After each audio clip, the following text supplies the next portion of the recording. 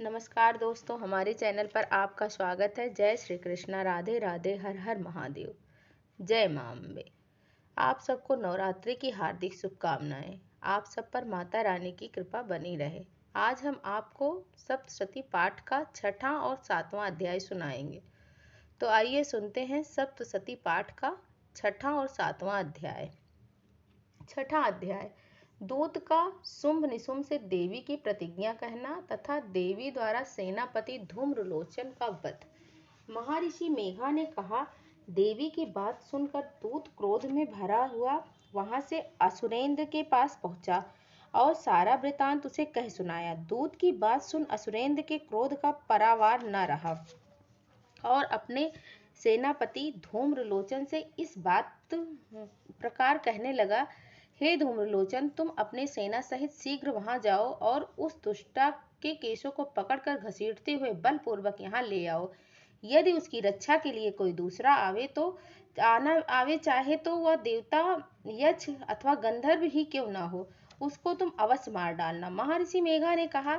इस प्रकार शुंभ की आज्ञा देने पर धूम्रलोचन 60,000 राक्षसों की सेना के साथ लेकर शीघ्र ही वहां पहुंचा और हिमालय पर्वत पर देवी को बैठी हुई देखकर ललकार कर कहने लगा, अरे तू अभी शुंभ और निशुंभ के पास चल। यदि तू प्रसन्नता पूर्वक मेरे साथ मेरे स्वामी के पास न चलेगी तो मैं तेरे केसों को पकड़कर जबरदस्ती घसीटता हुआ ले चलूंगा। देवी कहने लगी, असुरेंद्र को भेजा सेना सहित तेरे जैसा बलवान यदि बलपूर्वक मुझे ले जावेगा तो ऐसी दशा में मैं तुम्हारा क्या कर सकती हूँ। महर्षि मेघा ने कहा। देवी के ऐसा कहने पर धूम्रलोचन उसकी ओर लपका, किंतु देवी ने उसे अपनी हुंकार से ही भस्म कर डाला। यह देखकर असुर सेना क्रुद्ध होकर देवी की ओर बढ़ा, परंतु अंबिका ने उन पर तीखे बाणों की शक्तियों और फरसों की वर्षा करके शांत कर दिया। इतने में देवी का वाहन सिंह भी अपनी ग्रीवा के बालों को झटकता हुआ और भारी शब्दनाद करता हुआ असुर सेना में कूद पड़ा। उसने कितने ही असुरों को अपने पंजे से, कितने ही अपने जबड़ों से और कितनों को धरती पर पटक कर अपनी डाढ़ियों से घायल करके मार डाला। कितने ही असुरों को पेट अपने नखों से फाड़ डाले, कितने ही असुरों की ध्वजाएं और सिर तोड़ डाले और गर्दन के बालों को हिलाते हुए कितने ही असुरों को पकड़कर उनके पेट फाड़कर रक्त पी डाला।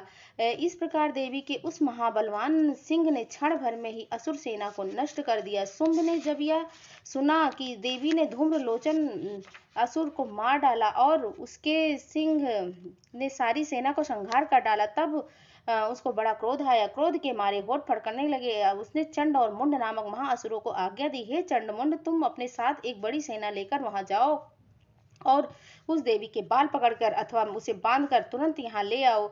यदि उसको यहाँ लाने में कोई किसी भी प्रकार का संदेह हो तो अपने अस्त्र शस्त्रों एवं सेना का प्रयोग करके संग्राम में मार डालना, और जब वह दुष्टा तथा उसका सिंह दोनों मर जावे तब भी उस देवी को पकड़कर तथा बांधकर यहाँ ले आना। जय मां अम्बे।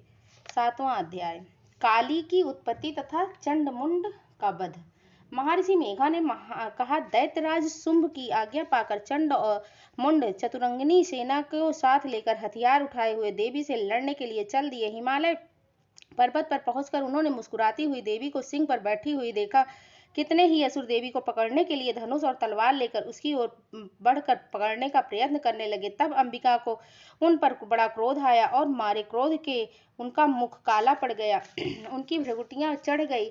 तब उनके ललाट में भी अत्यंत भयंकर तथा विस्तृत मुख वाली लाल आंखों वाली काली अपने हाथों में तलवार और पास लेकर प्रकट हुई। यह विचित्र खंडवांग धारण किए हुए तथा चीते के चर्म की साड़ी और नर मुंडों की माला पहने हुए, उनका मांस सूखा हुआ और शरीर केवल हड्डियों का ढांचा था, जिसके कारण वह अत्यंत भयंकर दिख रही पड़ती थी। विशाल मुख था, लपलपाती हुई भयंकर जीभ और आंखें भीतर धसी हुई। उसका भयंकर शब्द चारों दिशाओं में गुंजायमान कर रहा था। इस प्रकार वह काली देवी बड़ी तीव्रता से साथ असुर सेना पर टूट पड़ी और दैत्यों का संहार कर भक्षण करने लगी। वह पार्श्व रक्षकों, अंकुशधारी महावतों, हाथियों पर सवार योद्धाओं और घंटा सहित हाथियों को एक ही हाथ से पकड़ पकड़ कर अपने मुंह में डाल रही थी। इसी प्रकार वह घोड़ों, रथों और सारथियों व रथों में बैठे हुए सैनिकों को मुंह में डालकर भयानक रूप से चबा रही थी। किसी के केस पकड़कर, किसी को गर्दन पकड़कर, किसी को पैरों से दबाकर और किसी को छाती से मसलकर मार रही थी। वह दैत्यों के छोड़े हुए बड़े बड़े अस्त्र शस्त्रों को मुंह में पकड़कर और क्रोध में भरकर उनको दांतों से चूर्ण कर रही थी। उसने कितने ही बड़े बड़े असुर भक्षण कर डाले, कितनों को रौंद डाला, कितने ही को के मारे भाग गए, कितनों को तलवार एवं खड़वार से मार डाला, कितनों को अपने दांतों से समाप्त कर दिया। इस प्रकार काली देवी ने क्षण भर में संपूर्ण दैत्य सेना को नष्ट कर दिया। पल भर में असुर सेना को नष्ट हुए देखकर महापराक्रमी चंड काली देवी की ओर लपका और देवी पर अपने भयानक बाणों की वर्षा आरंभ कर दी तथा अपने हजारों चक्र उस पर छोड़े। उस समय वे चमकते हुए बाण व चक्र देवी के मुख से प्रविष्ट हुए इस प्रकार शोभा दे रहे थे जैसे मानो सूर्य के अनेक प्रतिबिंब मेघों की घटा में प्रविष्ट हो रहे हैं।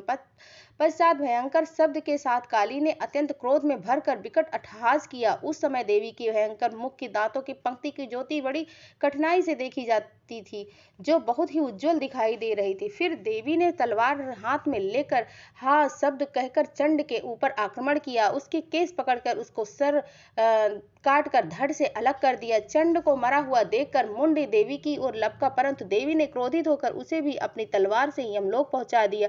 चंड और मुंड को मरा हुआ देखकर उसकी बाकी बची हुई सेना वहां से भाग गई। तत्पश्चात काली चंड और मुंड के कटे हुए सिरों को लेकर चंडिका के पास गई और प्रचंड अट्टहास के साथ कहने लगी, हे देवी, मैंने चंड और मुंड दोनों महादैत्यों को मारकर तुम्हारी भेंट कर दिया है।